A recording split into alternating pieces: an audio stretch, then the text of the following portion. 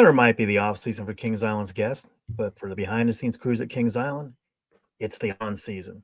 Hello, everyone. Alongside Ryan Sir, I'm Don Helbig, and this is Tower Topics. Tower Topics is a podcast by Kings Island fans for Kings Island fans, because that's who we are and that's who we care about. Hey, let's start off the show by thanking our Prestige members: Jacob Fix, Miss Mandy 1983, Lil Mac 21, Brian Hauser, Logan Lipper 330T, and Aaron Board. Thank you for supporting Tower Topics at the highest prestige level. If you want to be involved, there's a link in the description. YouTube members, they get early access to videos, exclusive content, exclusive live streams, and hey, at certain tiers, you get some free stuff. So click that link in the description. You can become a Tower Topics member. Don, it's the busiest time of the year for some group of people. It is. It's the maintenance teams at Kings Island. And when I worked at Kings Island for 17 seasons, this was always one of my favorite times of the year to go into the maintenance shops and see all the work that was going on. As soon as the season ends at the end of October, beginning of November, whenever that fall season, the end of the rides that aren't part of Winterfest, immediately right after that last day, they start moving the ride vehicles from rides like the Beast, Orion, Diamondback. They start moving those vehicles into the maintenance shops, and from there they begin stripping them down to every last nut and bolt. Everything gets disassembled, looked at, and rebuilt during the winter months.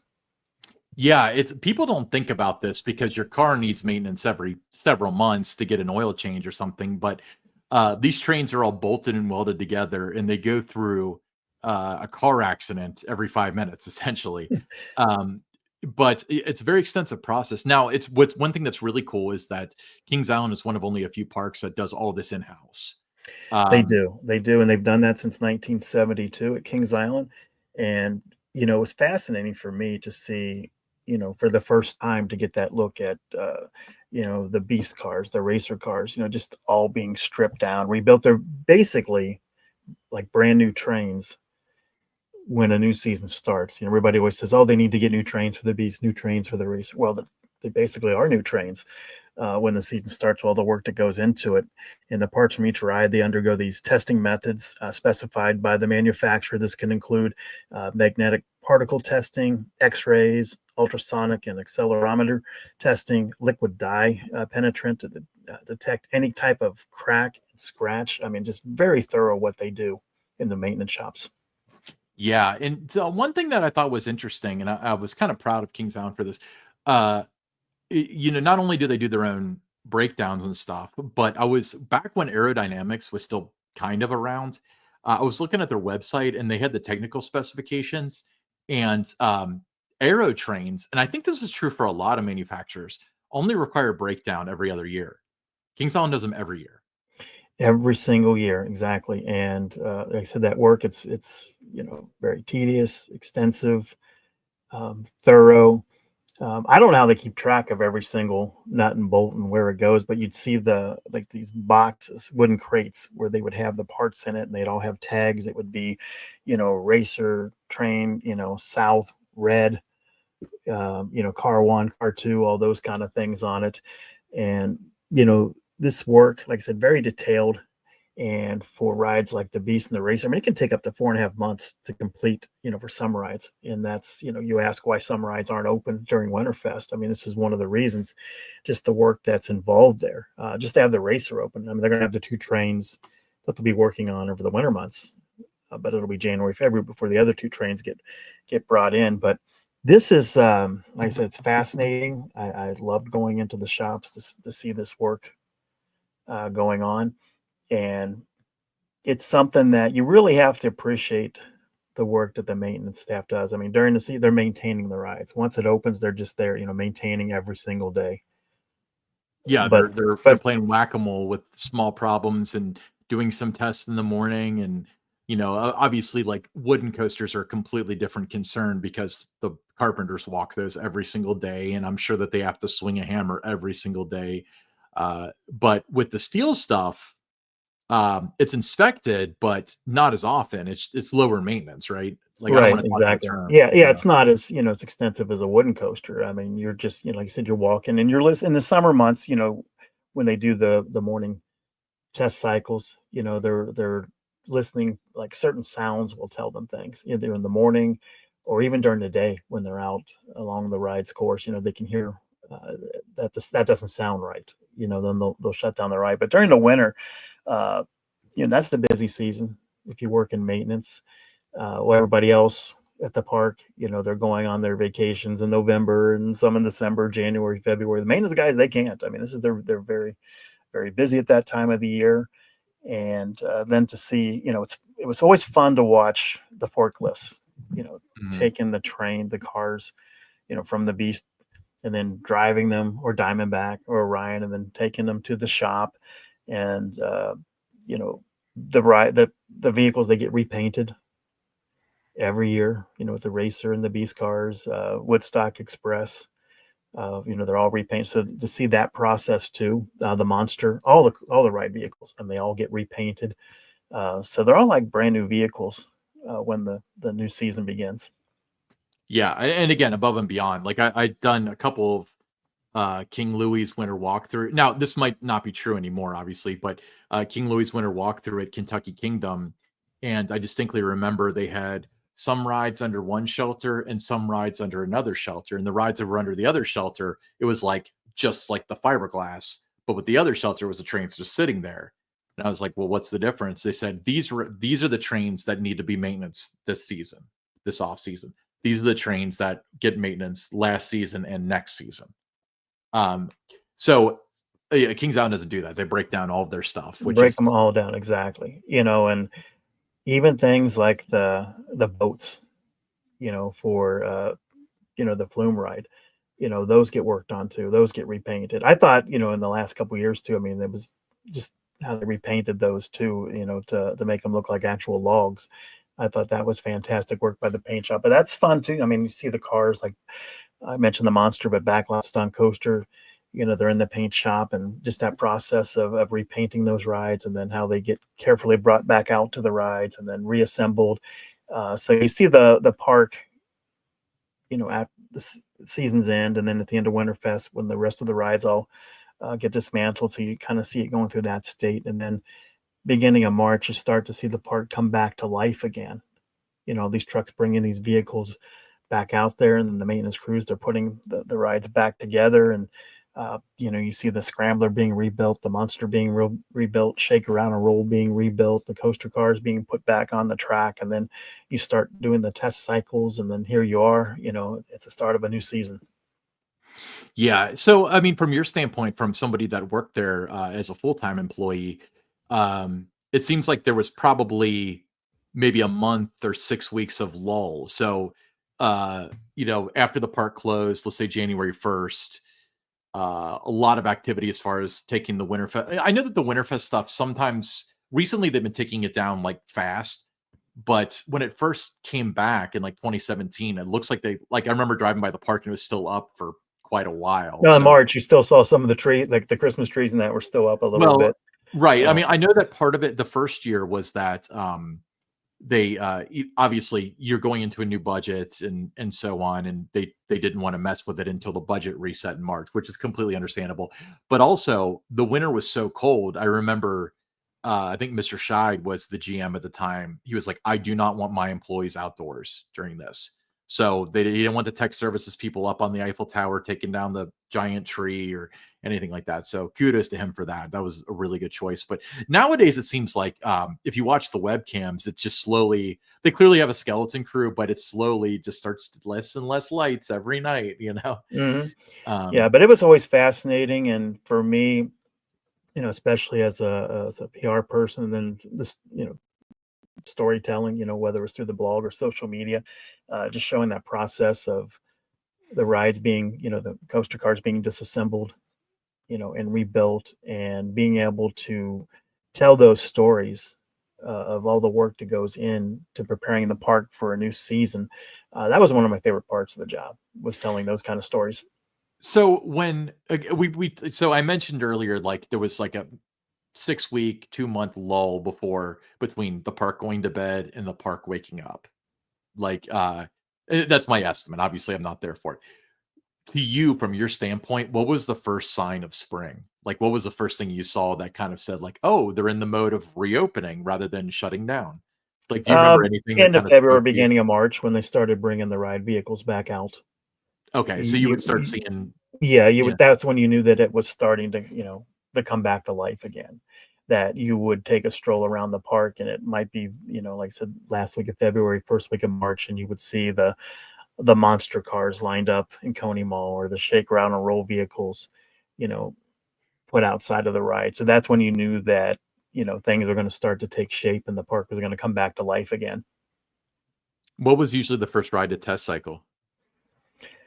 Normally it was things like you know, the carousel, would do some test cycles. You would see some of the rides, and in Planet Snoopy would start to do some test cycles. Whirlybirds, be one of the first ones to do the test cycles. Franklin's Flyers, rides like that would be among the first to do the test cycle. It would normally be toward the end of March before you would see the Beast and the Racer, doing their test cycles. And the train would, depending on the maintenance, sometimes they would test run it like at the most odd times too. Like I have friends that live in Mason, and they're like, I swear I heard the train whistle, and it was like end of January. So They wouldn't really test it at that point because the trains were normally in the shop. They too got a lot of work that would be done with right, them. but what my thought is, maybe they did some sort of maintenance on it, and they wanted to test whatever they did to it. Not They not would that it's torn sometimes they apart and would it's bring hard to it out of rebuild. the shed, and out of the they would fire it up. You can hear that part. But in terms of cycling, and that was typically March before you would see those first cycles with that. I'd be in my office and I'd hear the train whistle. And then right away, I'm grabbing my camera. I'm going out. I'm getting these first test cycles of the train. And you'd see those on the park social channels, because I'd always say, here's a sound that opening day is just around the corner, those kind of things with it. But even the train, just to watch the work that would go on, with those, they would, be working on the engine. And, so it's just, again, just fascinating to watch. And, I love that. And those are the kind of things that, when you don't have that kind of skill, to tear down coaster cars and rebuild them, all the electrics and all those, electric devices, mechanical pieces of it and all that. Uh, it was just fun to watch, observe. And I know that the maintenance guys a lot of times would tell me they appreciated, me telling their stories about all the work that they put into it, because everybody comes and they ride their rides. They don't even think about all the work that goes into it. So for them, it was, my way of being able to share all the work that they do. So they always appreciated that when I'd have it on a blog, or I'd have it on social media, or I'd have the media come out and do those stories about all the work that was being done in the maintenance shops. So for, and this is a particular question about like the flat rides that primarily sit outside all winter. Do they sound horrible the first time they fire them up in 5 months or whatever? Like, I always Not, just imagine deliriums, because it's, yeah, something like that. I mean, it's a little bit, you know, it does, yeah, it does have a little bit of an odder sound sometimes to when they first fire it. Windseeker was another one that, kind of had that creaking sound, and that when it would first go up the first couple of, or maybe it's because you hadn't heard that for months, it just sounded different. Maybe kind of blends in a little bit later on in the summer, but yeah, I mean, but it was, like I said, every ride, would get disassembled and, rebuilt for the next year. yeah. I mean, with Windseeker, I don't know if this has been true recently, but I remember there was one or two off seasons where I would drive past the park, and it would be parked at the top like all the time. That ride gets no rest whatsoever. I imagine they probably replaced the cables or something, and they were stress testing them or something along those Yeah, there'd be a lines. lot of work like that, we go on with rides like Windseeker, Drop Yeah. Tower. Yeah, very cool. But anyway, yeah, lots of work goes on with that stuff. And, if you're listening and you're in maintenance, we really appreciate what you guys do. You're awesome. And thank you for keeping the rides Yeah, but like some of fun. my favorite stories to tell were just, being able to take the park's audience on social channels, or readers to the blog, taking them behind the scenes to show them what goes on when the park's not open. Again, one of my favorite things to do during my PR years. Yeah. And it's, I imagine they're passionate about this stuff too. so they're probably excited to tell their stories. But Mhm. speaking of stories, we'll be right back with your story.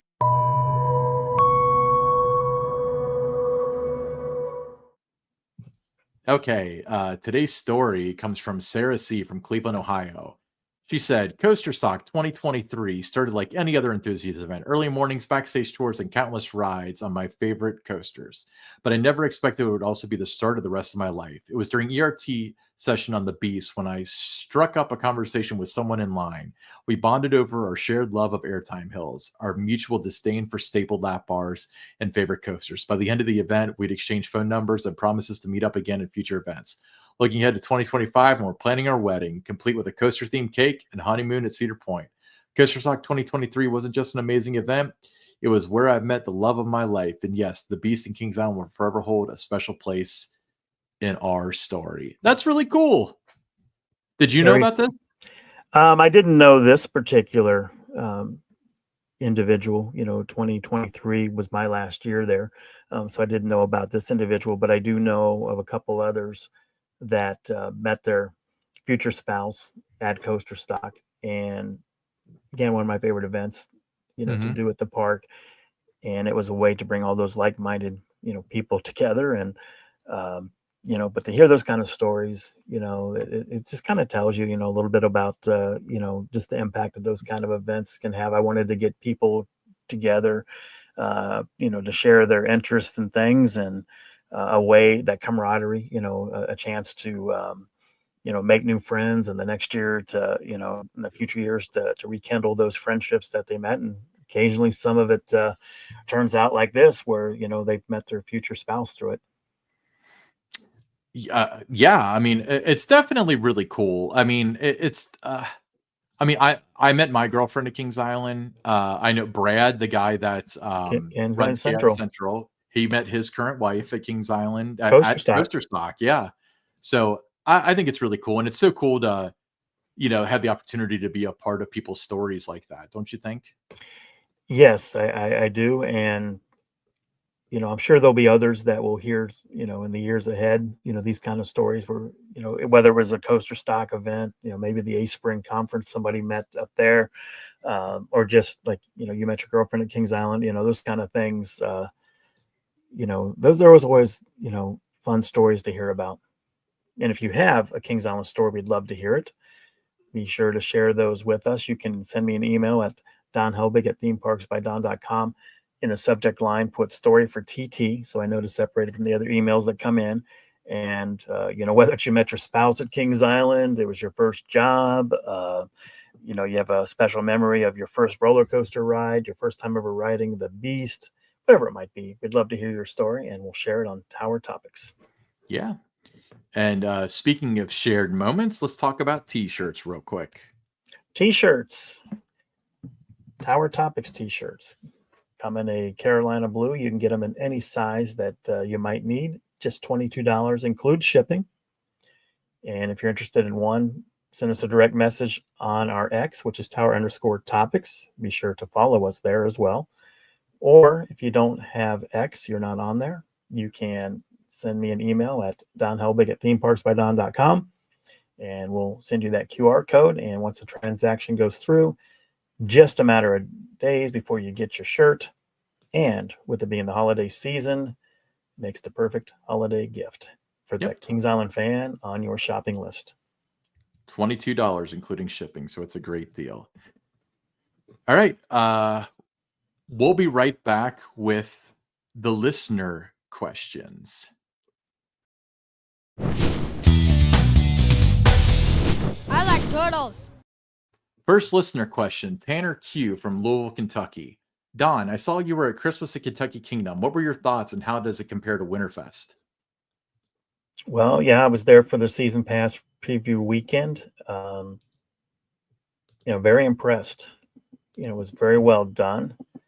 The lights looked great. Every building in the park, looked like the Griswold house. It was just again, so well done. A lot of activities. Plenty of things for families to do. Character meet and greets, with Rudolph the Red-Nosed Reindeer, the abominable snow monster. That was one of my favorite things.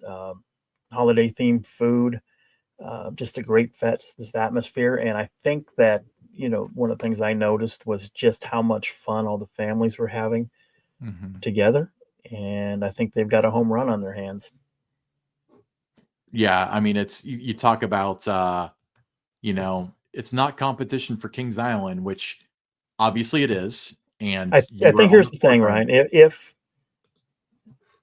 If ice skating isn't something that you care to do, I think that's the big separate. You got that, and then you've got the indoor, production with Tinker's Toy Factory. But you take those two things away, Mhm. I mean, this event doesn't take a back seat to Winterfest. Yeah, Kentucky Kingdom doesn't have the indoor venues. That's gonna be a downside for them. Here's a picture of you with the abominable snow monster.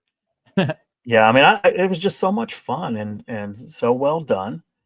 The associates at the park, I mean, they all, were great. They were excited to see all the guests there. The snow tubing, that was so much fun. Did you Real, do it? real. Oh yeah, real snow. I mean, that was, again, like I said, just so much fun. You go down the hill and you want to get right back in line and do that again. That's going to be immensely popular. Mhm. I mean, it was, again, just like fun, thrilling. They have some, rides open. The Flying Dutchman, which used to be at Kings Island. That was one of the rides I rode when I was at the event. The carousel there is open. Got a bunch of other flat rides, open. So there's a lot to see and do. And, the food was really good and just so well done. And if you've been to Dollywood for, Smoky Mountain Christmas, you've been to Silver Dollar City for their holiday event. I mean, it's right up there. Same management, the Hershen, entertainment company running this, and I was impressed. The reason I got a season pass to begin with was when this was announced in the spring. I wanted to get a pass to experience this event, and it was definitely worth getting. And I'm looking forward to going back again. Yeah, I want to check out that snow tipping hill. I think that's really cool. Um, but yeah, thanks for sharing that, Don, and thank you for the listener question, obviously as well. That was from Tanner O from Louisville, Kentucky. So Tanner, if you're in the area, I hope you get to visit Christmas at Kentucky Kingdom. Next listener question, David M from Fort Wayne, Indiana. I heard a rumor that Kings Island will be taking out the train because it costs a lot to run and people can walk to Soak City. Have you boys heard anything about that? I have not heard that rumor yet. What about you, Ryan? I think that if it was going to be taken out, it would have been taken out when King's Dominion was taken out. I think that they would be in a heap of trouble if they took it out.